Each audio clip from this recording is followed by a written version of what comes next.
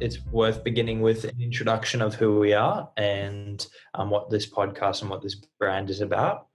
So I'll just start up with who I am. So my name is Xavier. I'm a university student studying in Sydney at the University of Technology of Sydney. And as you can probably tell, I am from Australia. However, I've grown up overseas in India, and that's where I've met my friend Shashwat. I'll pass it over to you, Shashwat, to introduce yourself. So my name is Shashwat, and I study at Babson College in Boston, United States. And I, as Xavier mentioned, am from India and Nepal, and currently I'm residing in Nepal. Fantastic. Well, I think we also talk about what we're doing, what this podcast is about. And I think that's also why we're both here today, is to kind of discuss who we are, what is this huge project, what is this brand, so on and so forth. So in terms of what is Utopia's now, first and foremost, it's a brand, but it's also what we're doing right now. It's a podcast, and it's dedicated to having deep discussions about all sorts of topics, very broad topics, a broad range of topics, with the intention of stimulating and challenging people's views, and also our own views first and foremost as well. And the overall overarching purpose is also to reorient our focus to the future. And why we want to do this is because we both believe that being able to be future oriented in a world that seems in some instances has a short-term view on certain things, we think is an issue that we would be able to address by expanding basically our scope, zooming out a little bit in issues that are quite complex, and having just a greater understanding of the context in which we live in. And yeah, that's essentially what this podcast and what this brand is about on a general level. So just to add to that, I'd like to say that what we're trying to do here is to bring about a shift in the way we see things. For now, it's just me and Xavier and a couple of other friends, but we're trying to bring a shift in the way we see things by challenging our own personal beliefs, our conditioning, the way we've been brought up, and ideas that we come across, questions that we encounter. We're trying to ask better questions to come up with better answers and bring about a shift in the paradigm. And so really the goal here is to just bring about more and more awareness to our true self and condition and the world around us, and ask questions like how we can create a better world here and now, and how we can get the pot stirring and create this sort of disequilibrium in our minds to reach the spaces that lie beyond. But a better question now is that how the hell are we going to do any of this stuff? So Xavier, how are we going to do all the stuff that we're saying? Yeah, for sure. I think it's very important to lay out, obviously, the how, because that is also the most important question. It's a practical one, but obviously the practical questions, or the questions that are focused on the operations of a brand, of a company, is also very important. And so the first and foremost, how we're going to do this is we're going to engage in open dialogue and engage with ideas. And these ideas are going to be ones that we maybe hold, Shashwat and I, that we both believe. But it's also ideas that we are unfamiliar with, or ideas that we've not challenged enough, or ideas that we think that we could engage with more, but we just need to find the right people to engage with. And this could range from a whole list of views. A goal that we wanted to do with this brand and with this podcast is to build a transdisciplinary community, a community that has no bounds in terms of specialization. It is coming together and bringing all of our perspectives, all of our unique perspectives, and all of our subjective experiences, and also applying an objective element and allowing those to come together to find this balance and to really challenge every view that possibly exists, to have essentially a more fruitful discussion and a more engaging understanding of why people believe the things they do. And there are a lot of ideas that exist that potentially people have a value judgment on, like, why does this person believe in X? Why does this person believe in Y? But I think it's very important that in this current day and age, especially politically speaking, that we really engage with ideas with no value judgment, but just really understand why people believe the things that they believe. And I also believe that it's important to build a brand and a community that champions a few values, a few of which I think you would love to dive into, Shashwat, but one of them being truth and balance, and other topics ranging from curiosity, because this is a value that Shashwat and I both strongly believe in, and it's something that we both let this principle guide our lives, as well as being committed to lifelong learning. We're both also very committed to constantly and consistently challenging ourselves to engage with different ideas. And a quote that I really like is, having ideas ruin our lives, but in the best possible way, because there's nothing more fulfilling to have ideas that completely reorient the way you live and reorient the way you think. And I can see light bulbs going off in your head, Shashwat. Exactly. So I think you gave a great summary of how we're actually going to do this by engaging in conversation, in dialogue, and in dialectical manners. And essentially what we're trying to do is to shift the way we see things. And the way I see this will happen is by engaging in novelty, in ideas that shake up our minds and our models of reality, like Xavier kind of mentioned. And so I would say that we both are very, very curious and explorative, and want to constantly challenge ideas, beliefs, and bring about some kind of change, because even though this is cliche, change is the only constant, and it's been said for quite a long time. But our goal is to embody that change and to do something about these ideas that we're speaking about. But again, a better question that comes to my mind in that case is, why do we want to bring about this change, and what do we want to bring this change from? Kind of like, what is the current status quo? What is the situation? What is the reality that we're currently living in that calls upon this need to engage in dialectical conversations and challenge our beliefs and bring about this change? So Xavier, would you like to take a jab at that? Yeah, for sure. And I also just like to clarify, this is a perspective I can take just from the experiences that I've lived and that have informed my worldview.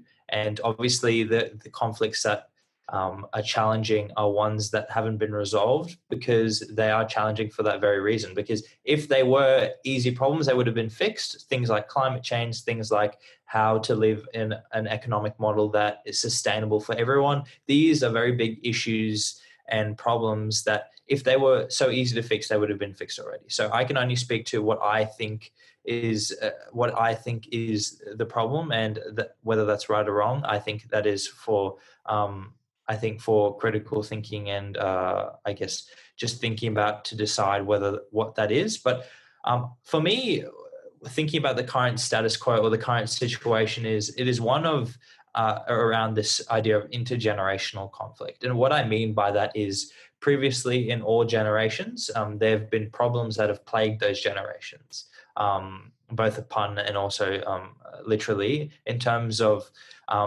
for example, the printing press. There was an issue where, how do we expand education? We expand education through printing books and living and growing and building a system of education. And if problems like that are not solved, they are passed on to the next generation. So where the problem comes with this sort of thinking is that, with problems like climate change that have been in the thinking of all sorts of intellectuals since, I believe, the 70s or the 60s, or even before that. Before, what would happen is, if problems weren't solved, they would be passed on to the next generation to solve, because the minds of that time were unable to resolve those matters. However, it seems to me now that problems, or any other problems like unsustainable economic models, are at a point now where we are unable to pass it on to the next generation, because if we were to do that, it would be too late to make change, to make the change that is necessary before it would lead to maybe a dystopia, for a lack of a better word. And I think now we're at a point where we see these two sorts of dualities. We see one of, do we interject and do we try and change as much as possible, or do we let things flow as they have been, which is try our best, and if it doesn't work, pass on to the next generation? And I think we have to really reconcile these two dualities and really try and resolve the current conflicts of the time, and really engage with ideas that may be different. And that's essentially my take on things, trying to resolve these intergenerational conflicts, these conflicts that are not being able to be resolved in the current generation, and potentially pass on to the next. So that's quite interesting, and two big ideas that I took away from what you're saying, Xavier, that I'd like to add to.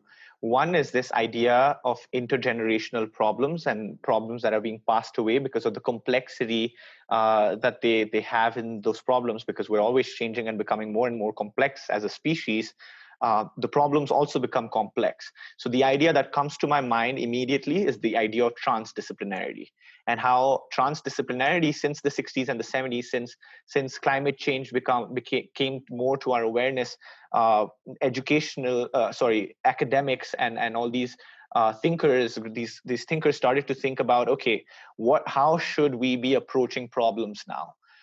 And the answer that some of these people, especially Jean Piaget, he came up with, who I think is a psychologist, he came up with this initial idea of transdisciplinarity, which he essentially said that right now, looking at problems from one-dimensional view of just one department or industry or subject or one person trying to solve one problem isn't good enough.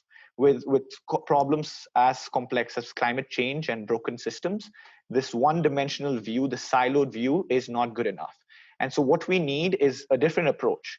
And there were other methodologies like interdisciplinarity, cross-disciplinarity, multidisciplinarity. But what this evolved to becoming was this whole bigger notion of transdisciplinarity, which is essentially, the word trans means going beyond. And so transdisciplinarity is implying that we go beyond boundaries and try to get this kind of astronaut's overview effect. That's what my take on transdisciplinarity is, which is kind of not being put up in these silos, but kind of mixing all these things up together and taking a greater picture, or seeing the bigger picture of things. Because that has a very profound shift on the way we see things, especially true in this astronaut's overview effect that I mentioned. When an astronaut is thrown into space and sees this giant blue beautiful ball as just one thing, not divided up into boundaries and countries and whatnot, it brings quite a profound shift in the way this person's life and this person's models of reality changes. And so transdisciplinarity is basically that idea of going back, stepping back and going beyond the boundaries that we have created. That being said, I do not mean, or what these people who are talking about transdisciplinarity, they don't mean that we should completely ignore boundaries and have this notion of complete oneness, because in transdisciplinarity there are disciplines. And so that brings me to the second point, which is this notion of dualities. On one hand we have boundaries, on the other hand, on the other contrary, we have no boundaries. But what transdisciplinarity is saying is that we must not go to one extreme or the other. We must not become so objective and scientific and divided on one extreme, but also not like fully just subjective and religious and only like in the feeling world on the other extreme, where we're only like thinking about unity and oneness and love and peace. The point is to transcend these dualities and to find this kind of non-duality in the process. And so that the clear image that comes to my mind, which I absolutely love and hope to get tattooed one day, is the image of the yin and yang, which is in the subjectiveness is the objectivity, and in the objectiveness is the subjectivity. And if we're able to transcend this, whether that's in the conversations that we're having or just our day-to-day lives, we are conditioned to think in dualities, whether things are good or bad, left or right, east or west, man or woman. I mean, it's never ending. Even if you think about the nature of things, everything it comes in waves, sound, light, everything, right? Even wave has a duality in it. But essentially what this whole philosophy of non-duality says is these two sides are two sides of the same coin, and that we must realize that there are just one, essentially.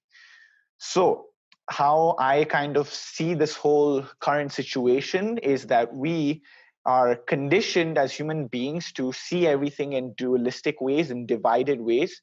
And how I would like to move ahead, and how I see this kind of conversation we're having and the community that we're trying to build as a kind of shift in the way we see and transcend this duality into a more transdisciplinary perspective. So I've said a lot there. I'm going to pause for a moment and let that process.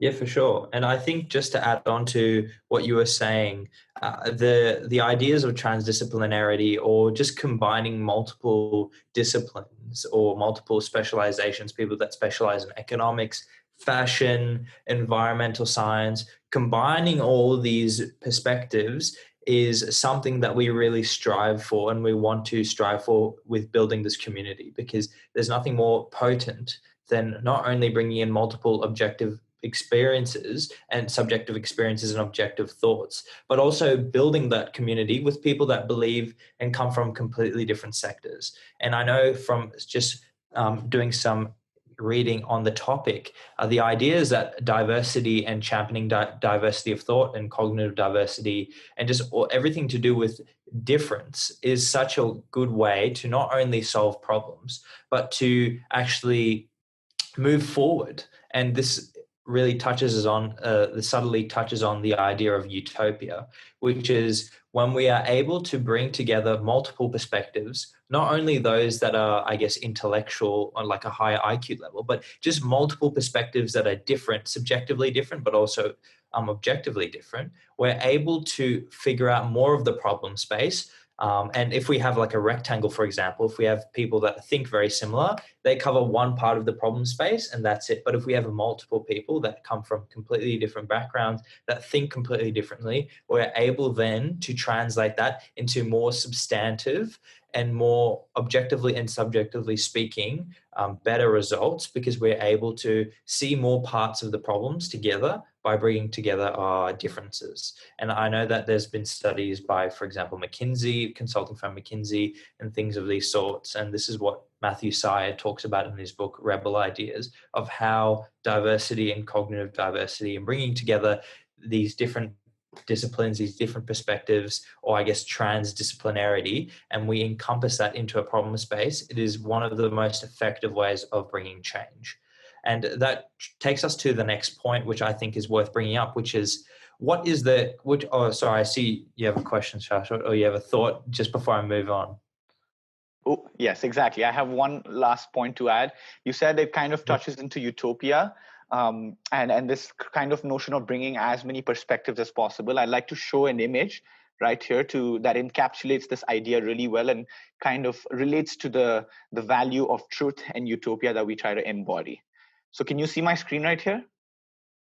Yep, can see it here. Exactly. So how I see utopia, or the truth, or the objectivity, or the thing that lies in the center, is this truth. That's the ultimate truth, the utopia that we seek.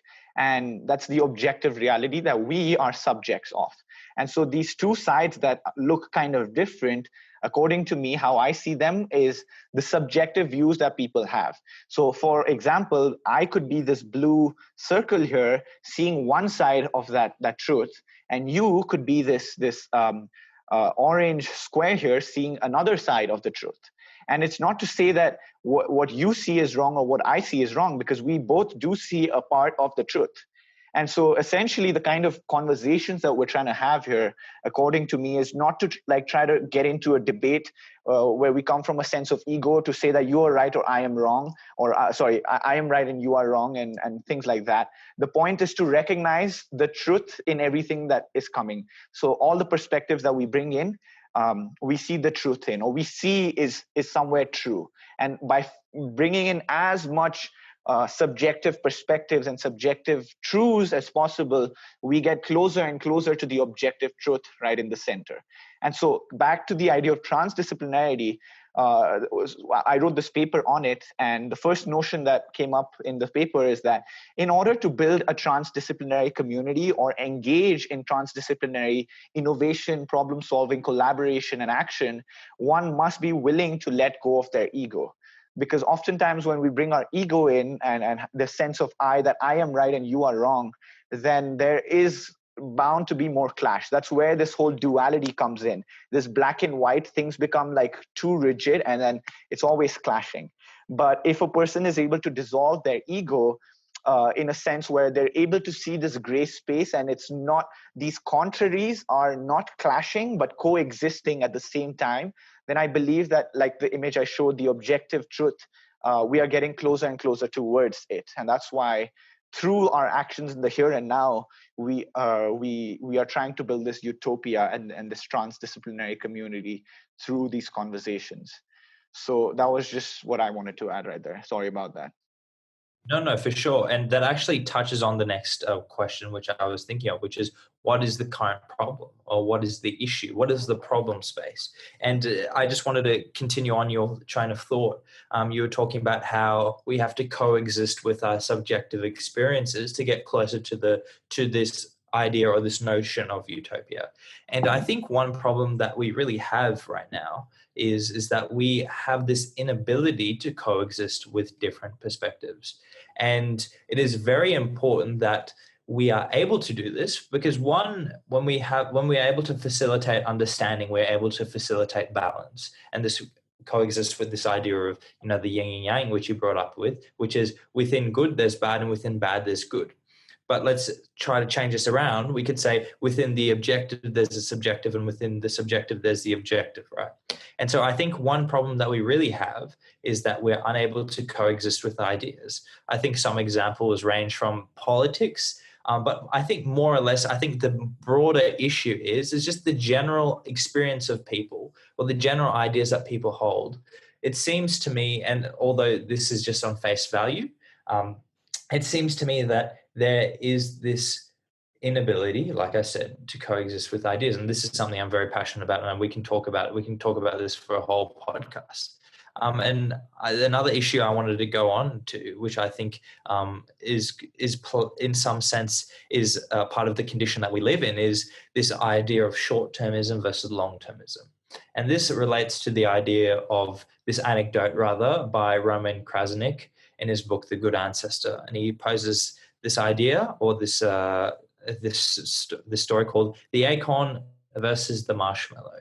So I suppose just to very briefly explain what this is, we have a continuum, and on the continuum, on one side of the continuum, we have acorns, as literally the seeds or whatever of a tree. And then we also have marshmallow, which is this dessert or whatever, or whatever you want to call it. So if we are given the choice of what will we choose in terms of just literally our choice in terms of what we would prefer, we have the acorn or the marshmallow. On one hand, we have the marshmallow, which is something that's sweet. It will satisfy us very instantaneously, just given the dopamine rush from sugar. And it's very easy to consume, very quick to consume. It's very easy. And on the other hand, we have the acorn, which is the seed that if we plant over time, after watering and nurturing it through good and bad, it will start to seed into a tree, into a little plant, and then eventually into a tree. And that may take a couple months or maybe a couple of years, depending on what tree. I'm not an arborist, so I'm not too sure. But irrespective of the fact, we have this idea of this notion between the short term and the long term. And I think the issue that we have is that in some parts of society, whether that is the political system, the education system, or the corporate world, I think there is this notion that we have to take a short-term view of a short-term way of living in order to just meet the necessity or to meet the objectives. For example, the political terms for presidents is approximately 4 to 6 years, depending on where you are. And one question people probably ask is, how are you able to achieve long-term goals, for example, meeting climate goals, so like meeting the Paris Agreement, in the 4 years when the president needs to retain his position in order to be re-elected, and he probably will do things in the short term to get that re-election. So I think that is a problem that we face. And I think if we zoom out, and to use your words, the astronaut overview effect, if we take a long-term scope of things, we are maybe able to see the problem space with a more comprehensive view. And it's a simple idea such as, if you have a piece of paper in front of you and it has writing on it, if it's right up to your face, there's no way you're going to be able to see it. But if you pull it back a little bit, you will be able to see it. However, the balance comes, if it's too far away, then you won't be able to see it all. So we have to find this balance of how close do we keep the paper to our face in order to read what is on the paper. And that's all my thoughts on that. So I'd like to add a little bit to that and kind of take a jab at why this is actually Well, not a problem, but why is this limiting? And like you said, it's a spectrum, short term versus long term. And I'd like to clear it out again that the long term is built of multiple small short terms. And if we don't have short terms, then we would not have long term. So it's again like the yin and yang, two sides of the same coin, same story, right? We got to find that balance. Too close to our face, not work, doesn't work. Too far away, doesn't work. You've got to find that space that's just right. But the problem that not the problem, but the condition I see we are in is that we are evolutionarily more conditioned to value short-term benefits over long-term. Like our ancestors, let's say our hunter-gatherers, they didn't care about what's going to happen years away from now. All they cared about was their next meal. That's all they could bother about. And that's how Mother Nature has conditioned us. That's again not to say that is good or bad. But in today's world, I think that is quite limiting because we have kind of transcended as a society the basic needs, although there are still a lot of poverty and a lot of people who don't have food. But at least for you and me, or the people the communities that we exist in, these initial things have been transcended, and people have been able to feed themselves and get over these short-term needs, chopping wood and fetching water and making love and all that stuff has been quite the norm, and it's no more an issue. Where short-term thinking becomes an issue or a challenge, in my opinion, is simply in the decisions we make. Whether that, again, like you said, it could be in any domain, in politics, economics, education, anything.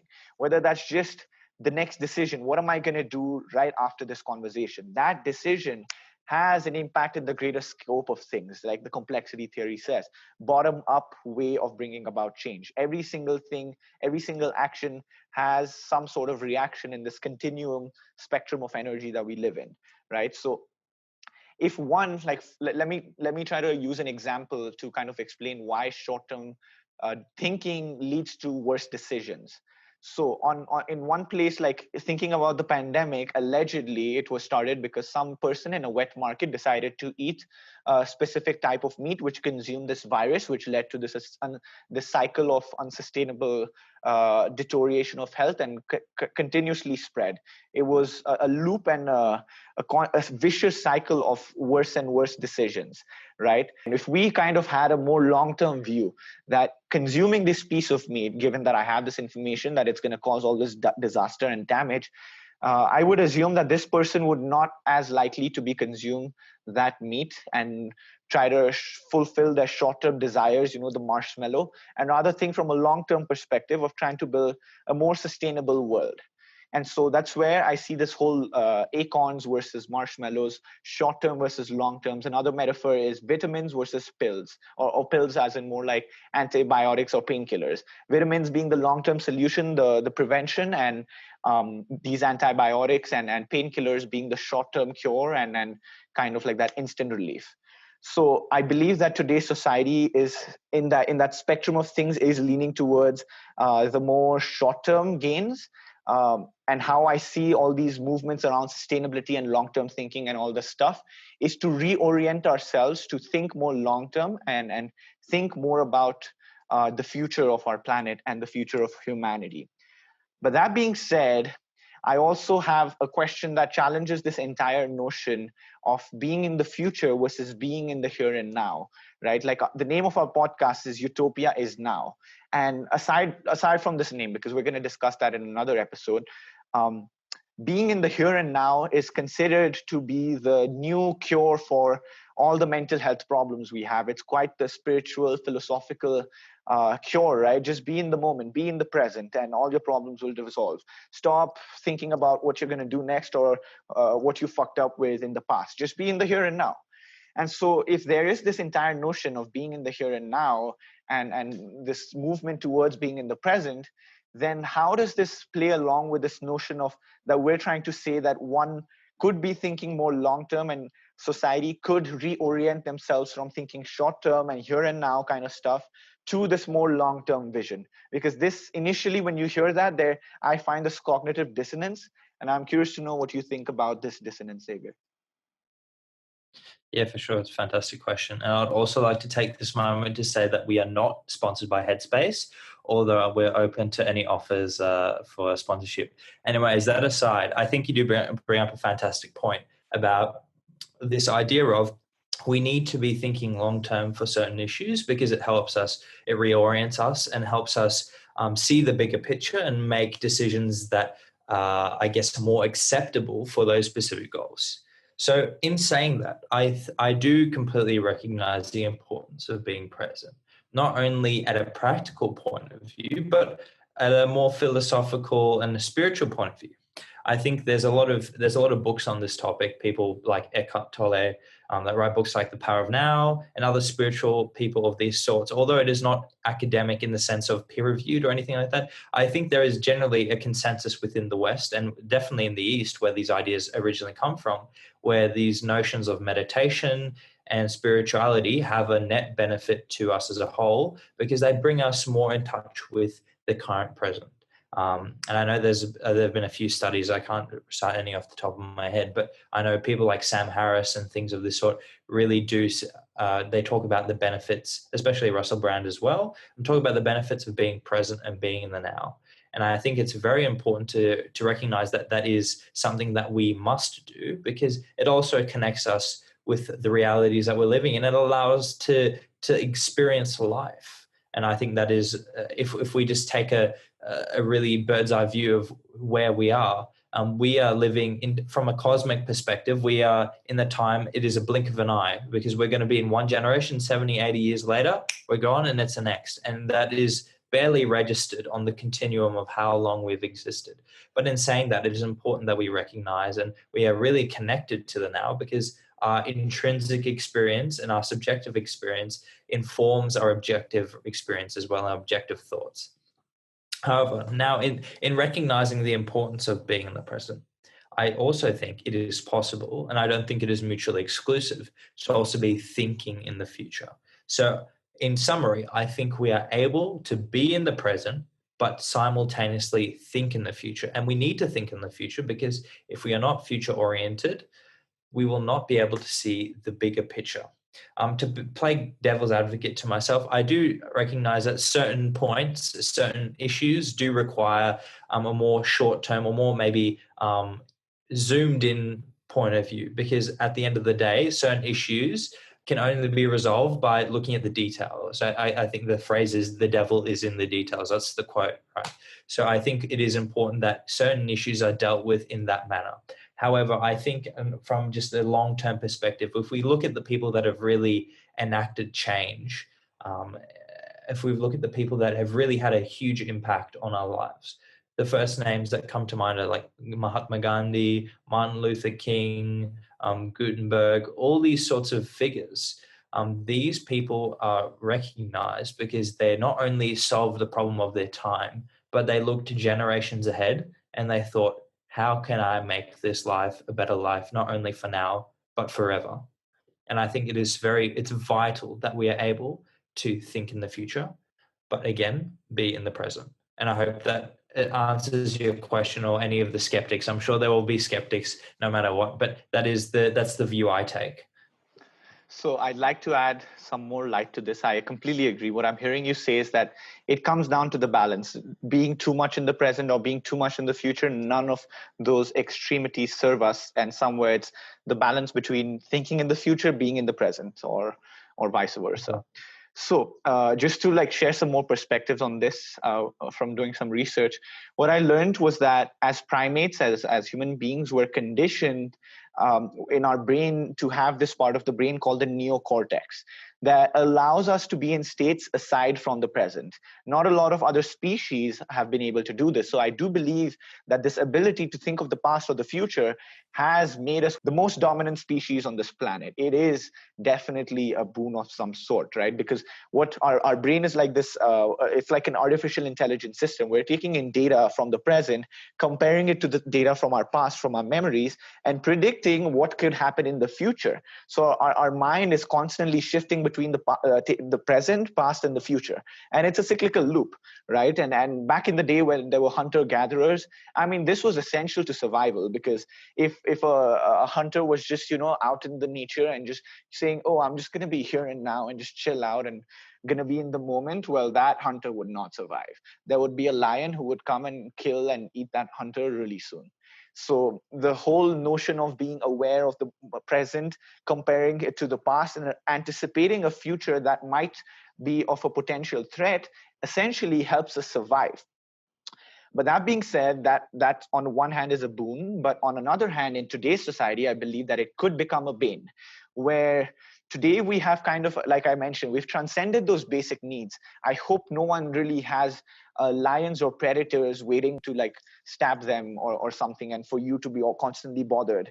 Yet we are, this whole neocortex still makes us conditioned to always be thinking about our own future. Like, oh, what if I don't get these good grades? What am I going to do that? And then what? And then, all these ifs and buts and thens, which just put us in this brooding loop of anxiety.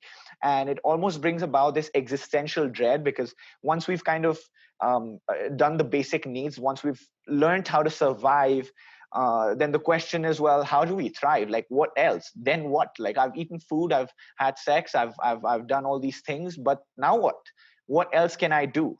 And so this whole notion of thinking in the future, I think, can reorient itself, where we're not thinking about just our own future, but we're thinking about a bigger future, much, much bigger than ourselves. And this is connecting it to what you were saying, Xavier, where Mahatma Gandhi, Martin Luther King, they were not just concerned about their own futures, like, oh, how am I going to make money? How am I going to be rich? How am I going to buy that car? No, they had a much bigger future. They had a much bigger vision than themselves. They had a vision that transcended the self, which again connects back to the idea of transdisciplinarity, something to go beyond the boundaries, to go beyond the self. And as Maslow describes in his updated hierarchy of needs, after self-actualization, which is realizing your own greatest potential, the greatest human need is to transcend the self.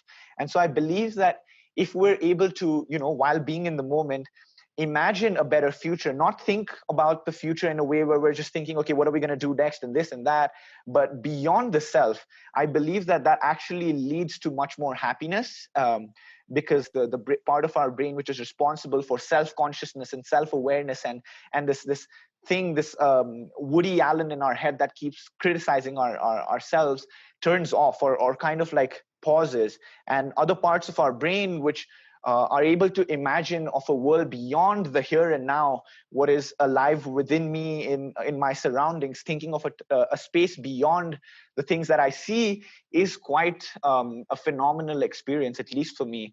And I believe that being able to do that is how human beings essentially transcend, is how we transcend our limitations, is how we transcend our conditions, is how we improve, is how we grow and develop as a society.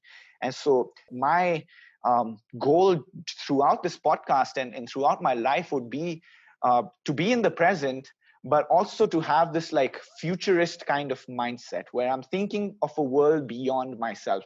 500,000 years down the line, what could the world look like? And you may say that I'm just an idealist, kind of thinking, dreaming and thinking about all these things that may not happen. But I think the point is not to like be fixated upon the outcome or that future, but rather to play along with those ideas, to see a better vision of a future so that can actually come into the present. So I believe that we're not just human beings, but also human becomings, and constantly we're shifting and evolving and growing towards this bigger vision that we're seeing. And so the future and the present are constantly coming together. And another philosophical notion of this is the past, present, and future are one and the same. This MIT philosopher came up with this theory about how the future, the past, and the present are not quite different. But I think that's a conversation for another time. But just to summarize, what I'm trying to say here is that, like basically what Xavier said, it's a balance about being in the moment, but also having this greater vision of the future, not just about my life, but about something bigger than the self, so that we can really embody this pillar or this value of transdisciplinarity. So that's my long dreaded answer. That's my spiel. A few inches later. So I wanted to add, like, just bring up this other quote that I think embodies what we're trying to do here. And so what I believe that we're trying to do here is to riff and rhapsodize through a tumbling thicket of ideas with such a sharp alacrity that it takes the breath away. This is what the Imaginary Foundation described futurist Jason Silva as, that he has an ability to riff and rhapsodize with such a sharp alacrity that it takes the breath away. Essentially, I think that encapsulates this whole podcast and this whole idea of transdisciplinarity, which is we're trying to riff and rhapsodize through a tumbling thicket of complex ideas in a way where like, we have this futuristic mindset, yet in the present, that it takes the breath away. So that was it. But yeah, man, do you have anything else to add to this?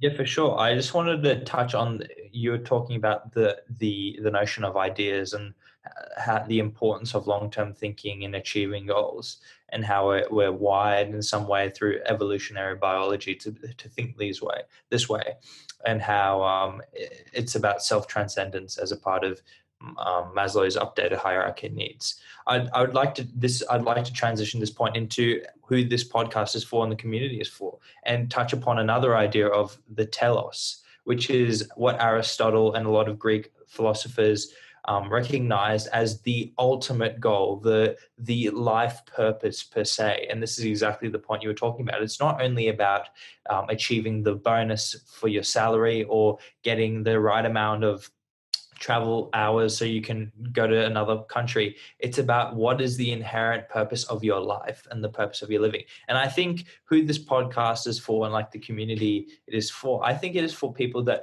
want to, or who are in search of this telos, who are in search of this higher purpose. And I know for me and for you as well, Shashwat, that identifying this purpose and trying to do all that you can to drive that as best as you can to enact change is something that is incredibly fulfilling. And I know that even from a psychology point of view and evolution and biology point of view, that we're actually wired, like you said, through our neocortex to strive for goals, because there's nothing more fulfilling than not only having those goals and striving towards it, but actually attaining those goals. And I think if we are able to identify a telos within our own lives and seek to achieve it and to accomplish it or get as close to it, I think that is what my ultimate goal is with this, and I know it is in some sense for you as well. I can see that you wanted to jump onto that, so let's do that. Yeah, so quickly, that reminded me this whole notion of finding like this telos and having these goals, these visions of the future that we see and see an opportunity towards.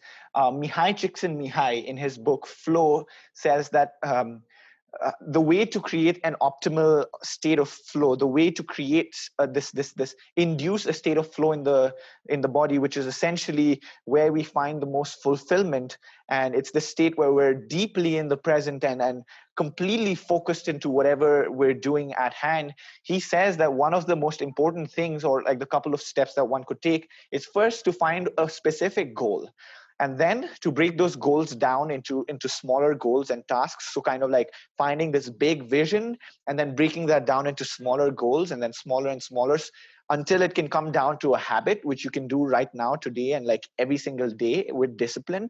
And then once a person is able to do that, then the person, what he says, Mihai Csikszentmihalyi, he says that one can try to engage in activities that provide immediate feedback, and not something where you just have to keep waiting and waiting till you hear about how you're actually doing. So that's why he says things like conversations. There is immediate feedback. I say something, I see your reaction, you respond to it. That is immediate feedback to what I am saying. And that's why I believe that a podcast, at least for me, is such an immersive experience where I'm able to forget about myself and engage in something beyond me. And aside from that, things like sports, like a basketball player, right? When he shoots, he gets into the state of flow, and he exactly knows if it doesn't go in, he knows the goal is to go in. And if it doesn't, he kind of reorients himself from the immediate feedback he gets to do something differently and to change and to constantly evolve. And so that just connect in my head, the entire thing that you were speaking about, like finding our purpose, long-term, short-term, transcending the self. Essentially, how I see that is this entire activity that we're talking about can induce a state of flow, which is essentially one of the most fulfilling states that one can be in. And it doesn't have to be something too complicated. It can be something as simple as doing gardening. Even that can induce a state of flow. So it's the possibilities of inducing the state of flow are unlimited. And Yeah. in terms of what you were saying about who is this podcast for, I would agree with you. It's for people who are seekers, for people who are curious and who want to explore, for all the wonder junkies who want to be awestruck and baffled by experiences that violate their expectation, by novelty, and who don't just want to, like, on one hand there is, yes, earning monetary rewards and the material side of things, but after that, like as Maslow says is in his hierarchy of needs, there is a need higher than that, which is self-actualization, self-transcendence. And I believe that people or the youth or anyone who's young in their mindset would resonate with such ideas and can definitely engage in this community and in this podcast. Mm-hmm. Yeah, for sure. And just to add on to another point of that, which I really enjoyed when you were talking about, I have no clue how to pronounce his name. It's like some weird Polish name. What's it? Mihaly. Mihai. Yeah. I'm not even going to try and pronounce that. But his book, his ideas of flow, in case our audience are unfamiliar, essentially the state of flow is this state we are in when we are incredibly productive and we feel that we are essentially, I don't know how to put it into words in the best action, way. That's what I'd like to say. When you're just floating through space. Yes, 100%. And so this report brought up a point that I really attached on with, which is another point of who this podcast is for. And it's for people that also want to engage with each other. A big part of why we're doing this is to build a community, and not only to invite people that have interesting ideas or perspectives so that we can all have a podcast together, but also so you can find people that you can connect with and people that have ideas that, or have, ways of being that you resonate with, and then building your own community where you can discuss these ideas with each other. Because as Shashwat said, there's nothing more fulfilling than being in the state of flow. And I think we are in some sense in that now, because we have all these ideas that we're bouncing off each other and they come like that. And it is such a good way, not only to challenge yourself intellectually, but it's also such a motivating and purpose-driven way of engaging with the world, because it's not only that you're a bystander watching what is happening, you are actively seeking the truth, whether that's subjective or objective, through engaging with conversation. And I think this also touches on a tribal sense of maybe storytelling or engaging with our peers at some sort of level that is, beyond the superficial. I think there's that. But I think, like I said before, another point of why this podcast and why this community and why this brand exists is to connect you, the viewers, with each other, and also to connect you with us so we can engage in those ideas and get into that flow state, or just talk about ideas that we're unaware of. So just to, add to that thing about flow, it ties back to everything we've been saying about this whole notion of balance. Essentially, flow is the space in between discipline and surrender. Flow is always that space in between. Flow can never happen with rigidity. Flow actually comes, very interestingly fits into the idea of Taoism, where the sign yin and yang comes from, where this whole notion of effortless action, where not doing can become a lot of doing. These contraries start coexisting in this philosophy of Taoism, which I'm super passionate about and interested in discussing. But essentially, inducing the state of flow, we will only be able to do that when we as a community, as individuals, are able to come to that balance.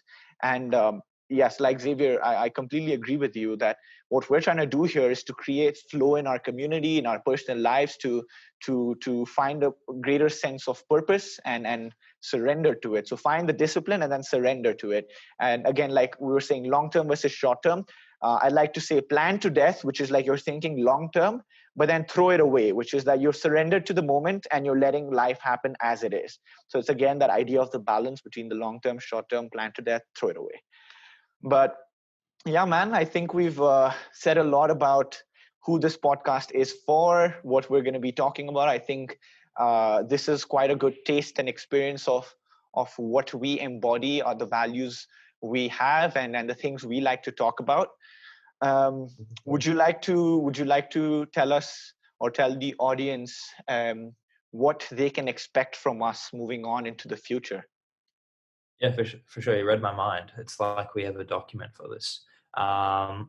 I wanted to say that I think in terms of what you can expect from us, I think just initially, just face value, what you guys have probably been able to pick up is that this idea of transdisciplinarity is something that we're both very passionate about, something about bringing together multiple perspectives. I guess another way of putting this is what, I forget the author's name. He wrote the book about generalists and bringing together multiple perspectives.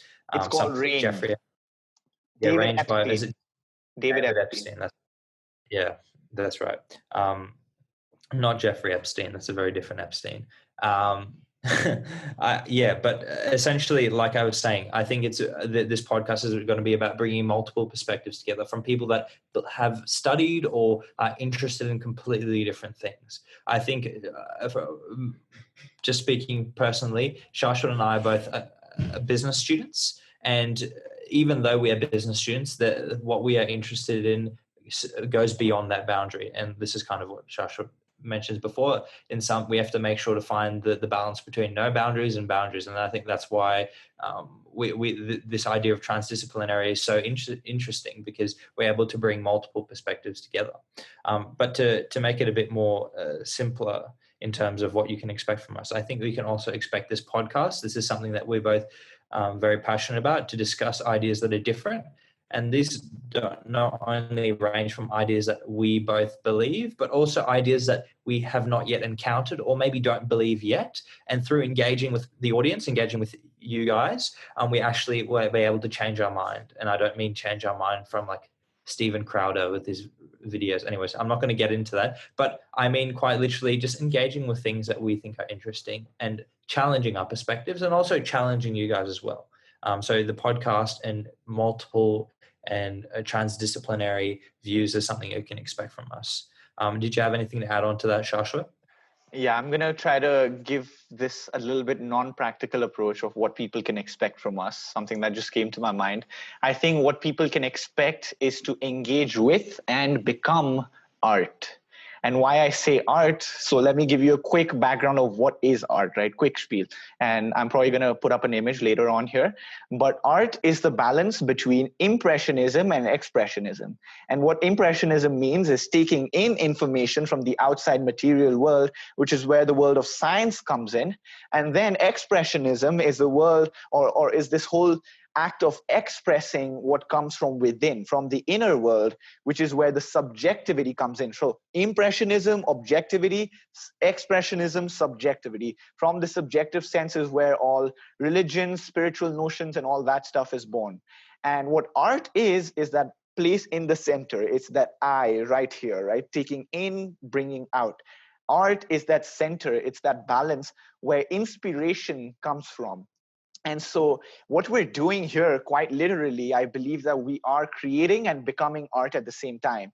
Because think about it. I am saying something which is going into your heads. You're impressing what I am saying, and then you're making sense of it, you're processing it, and then you're expressing what I am impressing. So somewhere it's an infinite loop, it's an infinite cycle, it's an infinite game. We are constantly going back and forth, constant feedback, a state of flow where we are creating and becoming art through these conversations. And like this goes into this whole notion of language, and how language is so fascinating, and how language creates a reality, and how we're using language to communicate ideas and really dive into each other's minds and find the singularity. But that's a conversation for another time.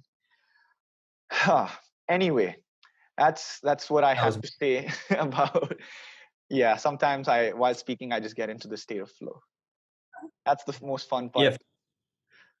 Yeah, man. I think it's a relevant point, in the sense that I think as well, there's a lot of ideas out there about trying to be as objective as possible. You know, there's this phrase, facts over feelings.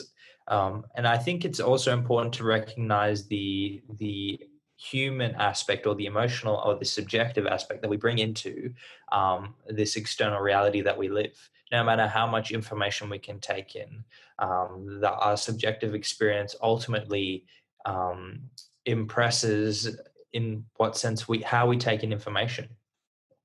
And I think that's a whole nother conversation about what is truth, what is reality. That's a more postmodern view of the world. But I think apart from that, other more practical things that the community and that the viewers can expect from us are other videos aside from podcasts, as well as maybe shorter videos more on philosophical ideas, maybe more artistic perspectives, like from a poetic perspective or maybe more literary perspective. But I think aside from that, I think the podcast and discussing and engaging with ideas, as we said right at the beginning, is the predominant way we will be engaging and trying to enact change and to reach this topic of utopia, to reach this idea of utopia, this notion of utopia. And I would just like to finish on just a quote from I forget his name, but essentially I'm paraphrasing. He talks about what utopia is, and he says essentially, a utopia is the horizon, where if you walk 5 steps towards the horizon will move 5 steps backwards. If you move 2 steps forward, the horizon will move 2 steps backwards. But the purpose of the horizon is not to reach it, it is to move forward. And this idea of progress. And I think by engaging with ideas that are complex and engaging with ideas that are very hard to deal with on a just a global scale, we are able to get closer to the horizon. And that doesn't mean categorizing multiple perspectives as right or wrong, but it means coexisting with all the ideas that are present and bringing together this multiple transdisciplinary perspective. I saw that you wanted to add on that, Shashwat. Go ahead. Yeah, I feel bad now to say anything else because that was like the perfect ending, man. You set the quote, you set the stage for the perfect ending. But since you've put me on the spot, all that I wanted to say is that practically speaking, we will be engaging in more such dialogues and reflections between you and me. But also, like we said, the point is to build a community. And so we would like to invite the people that we are engaging with as an audience to come into these conversations. I mean, I believe that the whole idea of utopia or finding utopia here and now, as Timothy Leary would say, is to find the others. And so my invitation to you is to engage with us, to challenge our beliefs, to engage in this dialectical transdisciplinarity and to find the others so that we can together enact, embody, and realize the utopia that we seek. So I think that's it from me, man. I couldn't agree more. I'd like to say thank you for all of our viewers or community members for watching. If any of these ideas or ideas that you want to bring to the table are present in your mind, I would highly encourage you to reach out to us, because there's nothing more potent than engaging conversation that allows us to get into a flow state, like we said. And we hope everyone enjoyed first and foremost, and expect more from us going forward.